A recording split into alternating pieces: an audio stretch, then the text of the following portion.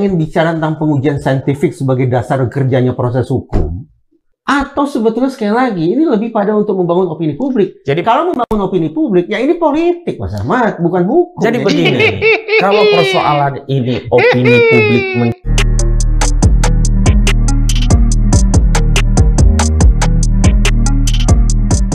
Hai guys, bersama Bang Boy. Ini yang menarik video dari Forum Keadilan saat Reza Indragiri mengkorek-korek mengenai versi dari tim TPUA, versi dari Pak Jokowi. Ini yang menarik ini guys. Ada yang menarik karena apa? FEHT ini memang menjadikan Roy Tifarismon sebagai tumbal. Kita bahas dia versinya. Kenapa kedua belah pihak tidak bertemu? Anggaplah dalam sebuah ruang tertutup, Joko Widodo perlihatkan ijazahnya, Roy Suryo, Rismon Sianipar lakukan pengecekan terhadap ijazah tersebut, selesai sudah. dari kami. Ya. Pertama, tidak pernah ada tawaran itu. Yang kedua, ini domainnya bukan lagi domain Roy Suryo. Maka kenapa Roy Suryo meminta itu tampilkan di hadapan publik? Kenapa yang butuh diyakinkan bukan hanya Roy Suryo? Kalau kemudian Mas Ahmad selalu mengatakan tunjukkan ke publik, Ya. hari ini pertanyaan baliknya pasti akan publik yang mana? Karena itu saya memilih untuk menguncinya, dua pihak ini saya kunci rapat-rapat dalam sebuah ruangan, silakan tunjukkan ijazahnya, lakukan pengujian di sana, sudah selesai. Cukup kan? Enggak, karena hari ini klien kami ini punya tanggung jawab publik. Setelah Kalau itu kemudian ijazah sepanjang itu diperlihatkan. terbuka ya, terbuka, disaksikan kamera, publik bisa melihat, oh oke, itu yang kami tunggu. Untuk apa? Untuk publik juga tahu bahwa prosesnya transparan. Sekarang begini saja Mas Ahmad. Ya. Setelah Rismon dan Roy Suryo melakukan pengujian di tempat dalam ruang tertutup terhadap ijazah Joko Widodo, Kami nggak mau ada fitnah. justru nanti Roy Suryo dan Rismon Sianipar mengumumkan ke Enggak, publik. kami nggak mau ada fitnah. Masuk angin lah itu di ruang itu, ngomongnya sesuai keinginan Jokowi. Kami nggak mau ada fitnah. Berarti benar dugaan saya. Apa itu? Walaupun ini sedang menjadi sebuah proses hukum, tapi menarik atensi publik tampaknya merupakan target utama. Bukan untuk hukum itu sendiri. Bukan, Tapi justru sungguh-sungguh untuk membangun opini publik. Justru target kami adalah memberikan keyakinan publik bahwa barang itu sahih. Sehingga publik tidak perlu bertanya kepada kami. Jika itu yang melakukan kami, sementara publik tidak melihat, kami posisinya akan sama seperti kuasa hukum, sama seperti media. Kenapa? Lah mereka sebelumnya nggak dipercaya, apalagi kami. Bahkan justru akan jadi fitnah bagi kami. Jangan-jangan kalian masuk angin. Tadinya kenceng, misalnya kalau itu nanti hasilnya berbeda dengan yang selama ini diyakini begitu loh. Kalau fair, ya sudah, tampilkan publik. Semua undang, cek, selesai. Dan ditampilkan itu di ruang persidangan. Ruang publik. Kalau ruang persidangan kan kita masuk persidangan. Ruang publik pun nggak jadi sulit untuk diterima oleh nalar saya. Ini kita ingin bicara tentang pengujian saintifik sebagai dasar kerjanya proses hukum, atau sebetulnya sekali lagi ini lebih pada untuk membangun opini publik. Jadi Kalau membangun opini publik, ya ini politik, Mas Ahmad, bukan hukum. Jadi begini, kalau persoalan ini opini publik menjadi dasar bahwa ini politik, kenapa kasus yang kami laporkan hanya Dumas, tidak langsung diterbitkan LP sehingga equal kasus kami dengan kasus yang ada di Polda Metro Jaya? Apa ada? Itu terjawab. Ya hanya karena Dumas. Udah lapas Dumas, nggak diproses cepat. Ketika Egy Sujana melaporkan sebagai individu, jadi udah punya legal standing, dia dipanggil nggak datang 2 kali alasan sakit. Apa ini? Apa ini, Topel? Perlakuannya kenapa tidak sama? Kenapa tidak sama? Itulah yang kami laporkan ke Komnas HAM. Kenapa kami tidak punya kedudukan hukum yang sama? Kenapa ini harus di Dumas? Kenapa dihentikan di proses Dumas? Kenapa nggak masuk pada penyidikan? Yang dilaporkan Komnas HAM siapa? Yang dilaporkan Komnas HAM saudara Joko Widodo. Joko Widodonya? Joko Widodo. Loh, kok malah Joko Widodo? Iya, karena yang memperlakukan secara tidak fair adalah Polri. Anggaplah demikian. Kenapa dilaporkan ke Komnas HAM adalah Joko Widodo? karena laporan Joko Widodo di dalamnya juga ada redaksi-redaksi yang menurut klien kami mengintimidasi. Misalnya, saya sih kasihan, tapi ya mau gimana lagi begitu. Jadi klien kami merasa ini intimidasi secara komunikasi, jadi Kasihan pun sekarang dianggap intimidasi. Ya. Karena bahasa saudara Gila, Joko Widodo, kami selalu kaji, ini selalu sen kanan belok kiri. Kami tidak bisa mempercayai statement yang zahir, tapi kami kaitkan dengan sebelah presiden. Ini ilmu tafsir jadi bermain ini. Ya. Iya, jadi ya kalaupun Pak Jokowi ngomong A, pasti ditafsir di B. Ya apalagi kalau Pak Jokowi ngomong B, udah pasti diglorifikasi sama mereka. Makanya Pak Jokowi nggak tunjukin ijazah, pasti salah. Apalagi nunjukin ijazah, udah pasti lebih salah. Makanya ketika hostnya yang saya akui dia cerdas ini, tujuannya adalah mengunci di ruang rapat, di ruang yang tertutup, itu sebenarnya pengen mengecek kepentingan dari masing-masing ini siapa apa. Ya, apakah memang untuk keadilan, kebenaran, atau untuk kepentingan publik. Publik ini harus tegas bawah ya, publik HTI, publik FPI. Atau publik seluruh rakyat Indonesia. Karena kita juga punya. Bang Rifai, setuju tidak dengan gagasan saya tadi? Oke, Joko Widodo di satu sisi, Roy Suryo, Rismon Sianipar, Dr. Tifa di lain sisi ketemu di satu ruangan, dapatkan ijazahnya, cek di tempat, umumkan ke publik sama-sama. Ini asli atau palsu? Murah, cepat, sederhana, bagaimana? Ini pandangan saya sebagai kuasa hukum ya. Ya. Kalau itu dilakukan sebelum Pak Jokowi membuat LP, sangat mungkin. Karena waktu itu otoritas itu diberikan ke kami. Ya, dengan memberikan teguran secara terbuka, kalau ada respon, selesaikan. Saya masuk sedikit. Ya. Sebelum bikin LP tidak pernah misalnya ada komunikasi informal, tertutup untuk mengajak bertemu, tidak pernah dari pihak Joko Widodo. Tidak, kami hanya memberikan announce secara terbuka. Nah, tapi setelah LP itu diberikan, saya sih melihat, karena tujuan beliau itu bukan apa-apa. Saya ingin mengembalikan kehormatan dan nama baik saya. Apakah tercapai dengan hanya ketemu Di ruangan. kesediaan ijazah? Iya. Sementara nama beliau sudah kemana-mana, sampai ke luar negeri loh. Seolah kita betul-betul punya presiden yang ijazahnya palsu. Ini mengembalikan, ini kan perlu sebuah keputusan hukum. Ini tidak semudah yang dibayangkan. Ini bagi Pak Jokowi ya. Tapi misalnya Pak Jokowi sendiri legowo, memaafkan saya membuka, ya itu kembali ke keputusan beliau ya. Itu hak presiden dari beliau. Cuma kalau saya lihat apa yang dituju beliau adalah beliau ingin memulihkan. Sampai mohon maaf, datang langsung ke Polda. Itu kan semua dihitung juga oleh beliau. Lalu juga datang ke Baris Krim kemarin dipanggil juga ya. Sampai datang, mohon maaf loh. Kita kecewa. Sementara kita diminta ijazah, antar. Pak Jokowi harus diperiksa, datang. Tapi mohon maaf, Bang Egy malah nggak datang. Sekalipun dengan alasan sakit, bukan kami kecewa, terus terang saja. Alhasil kami komplain dengan Baris Krim. Oke, alhasil Bukan tetap yang saja, kami komplain dengan Baris Krim. bagi Bang Rifai atas Ya. nama Joko Widodo, tetap ini penyelesaiannya hanya di ruang sidang. Kami melihatnya itu karena tujuan beliau sepertinya adalah untuk mengembalikan. Ini saya berandai-andai. Ya. Andaikan Madilog berkirim surat kepada Roy Suryo, Rismon Sianipar, Dr. Tifa untuk bertemu di ruangan, dan Madilog juga berkirim surat ke Joko Widodo untuk memperlihatkan ijazahnya, kira-kira surat Madilog akan ditolak atau diterima? Pasti kami tegaskan ditolak, karena ini bukan domain daripada klien kami lagi. Surat Madilog diterima atau ditolak? Saya akan teruskan ke Pak Jokowi, tapi keputusan di tangan Pak Jokowi. Kira-kira kalau kita Lihat tuh, lihat perbedaannya. Dari pihak HTI ini mengatakan bahwasannya kami akan memastikan itu ditolak. Dari pihak pengantar Pak Jokowi, kami akan serahkan ke Pak Jokowi. Yang pasti itu seperti akan ditolak. Nah, kenapa aku bilang di awal bahwasanya Roy Suryo, Tifa, sama Rismon menjadi tumbalnya HTI? Nanti judulnya pasti akan saya buat situ. Roy, Rismon, Tifa ditumbalkan oleh HTI.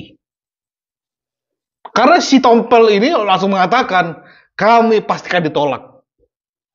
Yang masuk penjara itu Rismon, Tifa, sama Roy. Kenapa nggak tanya mereka? Kenapa nggak mereka dikasih leluasan untuk menjawab itu semua gitu loh?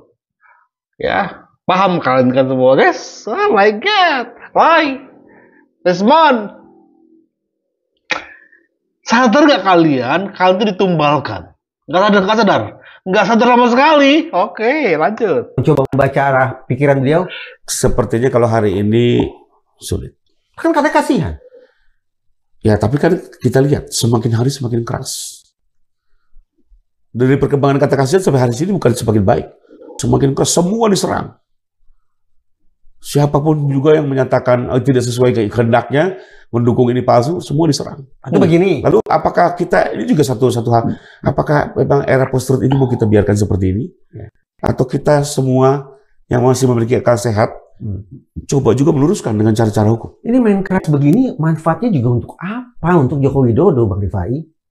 Manfaat main keras begini apa? Justru yang terpotret, terlepas menang atau kalah, di pengadilan kan berarti bicara menang atau kalah. Terlepas bicara menang atau kalah, ketika Joko Widodo mempersoalkan 3 orang warga negara ini, manfaatnya apa? Saya tidak membayangkan Joko Widodo akan tertoreh dengan tinta emas karena berhasil mempidana atau mengirim ke penjara 3 orang ilmuwan loh. Saya tidak membayangkan itu. Ilmuwan. Manfaatnya apa coba? Main keras-kerasan di pengadilan nanti.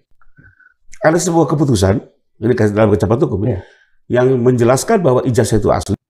Dan kedua, Pak Jokowi sebagai korban dari sebuah tindakan fitnah yang terstruktur. Kedua, ada satu lagi yang masih kami tunggu. Kenapa kami melaporkan ke Polda? Kami melihat ini tidak sesederhana apa yang dilakukan oleh terlapor. Tapi ada orang-orang di belakangnya yang mengorkestrasi, bahkan melakukan dukungan-dukungan tertentu. Kami ingin ini dulu. Siapa?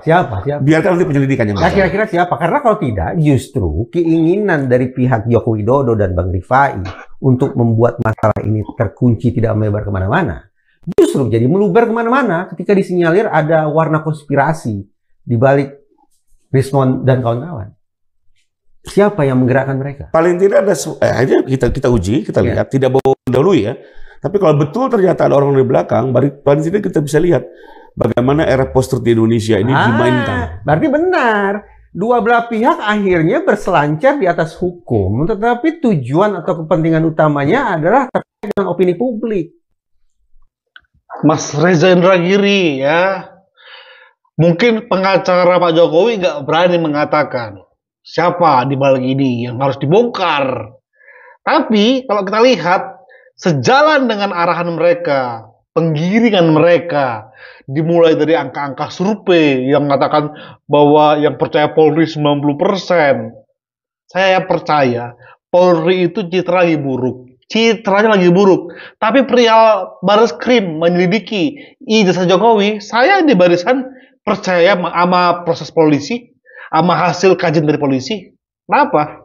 Tapi itu nggak sejalan dengan apakah Bang Boy sekarang ini mempercayai polisi? Ya enggak juga, belum bisa ke arah sana untuk 100%. Tapi kita harus, ketika polisi bekerja secara maksimal, kita harus akui.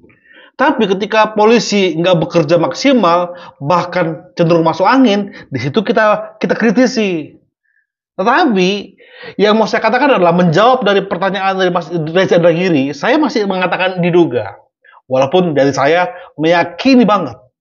Tapi mulut saya mengatakan diduga HTI, FPI, dan juga para koruptor yang mereka nggak bisa leluasa korupsi di era Pak Jokowi. Karena apa? Semua mafia-mafia dibungkam. Migas, pertambangan, semua dibungkam. Lewat ambil alih Freeport, lewat ambil alih Mahakam, yaitu beberapa perusahaan minyak. Itulah yang membuat mereka dendam sama Pak Jokowi. Tapi itu harus dibuktikan di Polda nanti, Pak Reza Indragiri ya. Ini bukan memainkan isu. Udahlah, Pak Jokowi itu mau ini gimana atau enggak, tetap banyak yang suka sama dia. Tapi ini penegasan kepada seluruh para musuh-musuh Pak Jokowi. Lu single gue lagi next time dengan isu-isu yang gak benar, lu selesai sama gue. Tapi tetap harus ada yang ditumbalkan, dan HTI, FPI lebih memilih menumbalkan Roy Rismon Tivah. Egy sama Kurnia itu ngikut aja karena emang sepak terjangnya mereka, provokasinya mereka. Tidak. Saling diskredit satu sama lain. Kalau Pak Jokowi enggak, paling utama adalah untuk mau mengembalikan kehormatan. Mengembalikan kehormatan. Itu paling utama. Dan dengan cara masuk ke pengadilan, suatu saat ada yang masuk ke penjara, itu adalah cara untuk memulihkan kehormatan. Bukan. Karena ke pengadilan lah yang bisa menentukan asli palsunya. Ya. Lalu kedua, pengadilan juga yang bisa menyatakan apakah Pak Jokowi menjadi korban fitnahan yang dilakukan oleh sekelompok orang. Mas Ahmad, Izinkan saya untuk mengajukan pertanyaan lancang ya. Nggak boleh. Nakal boleh nggak? Hari ini kalau kita Iya. bicara penegakan hukum, Baik. ya survei A, survei B, survei C secara umum mengatakan Indonesia tidak dalam keadaan aman. Terjadi krisis kepercayaan terhadap otoritas penegakan hukum. Secara umum saya bicarain. Pertanyaan saya, kalau kemudian apa yang saya utarakan barusan sebagai acuan berpikir, maka ramalan saya, hitung-hitungan di atas kertas, tinggal menunggu waktu sampai Rismond, Roy, Dr. Tifa masuk bui. Baik, justru itu yang ingin saya tegaskan. Apakah dengan membui klien kami, kehormatan saudara Joko Widodo akan pulih? Dan apakah forum pidana itu untuk membuktikan keabsahan ijazah tersebut? Ingat, ini pidana. Pasal dilaporkan 310 KUHP, 311 KUHP, 27A KUHP, kemudian 35, 32 Undang-Undang ITE. Tidak ada yang berkaitan dengan seeking untuk menguatkan keputusan badan atau pejabat TUN yang dianggap nanti dideklarasikan sebagai sah. Artinya apa? Nanti hanya mengadili apakah unsur fitnah itu terpenuhi atau tidak, unsur mencemarkan itu terpenuhi atau tidak, unsur melakukan tindakan mengambil dokumen elektronik tanpa hak milik publik atau milik orang tertentu itu terpenuhi atau tidak, unsur memanipulasi dokumen elektronik terpenuhi atau tidak. Tidak ada kaitannya dengan putusan yang memberikan ketetapan sebuah dokumen tadi akan dinyatakan sahih. Artinya apa? Di sini yang saya sebut ada niat jahat. Niatnya memenjarakan orang, karena melalui jalur pidana nggak ada yang bisa mendeklarasikan bahwa barang ini sah. Makanya saya setuju Prof. Jimli. Barang ini sah atau tidak itu ada di Pengadilan Tata Usaha Negara. Tapi karena dilewat dari 90 hari, ini harusnya di Pengadilan Negeri. Dan semestinya Polda Metro Jaya tidak menindaklanjuti kasus ini karena ada Perma nomor 1 tahun 56 yang menyatakan jika ada dua perkara berisian antara pidana dan perdata terkait hak keperdataan, maka didahulukan perkara perdata, pidananya nunggu. Hak keperdataan saudara Joko Widodo terhadap ijazah itu kan lagi dipersoalkan di Pengadilan Negeri Sleman, di Pengadilan Negeri Surakarta. Selesaikan dulu. Jika Udah. Jangan banyak ngomong. Udah. Perihal itu sudah terbantahkan.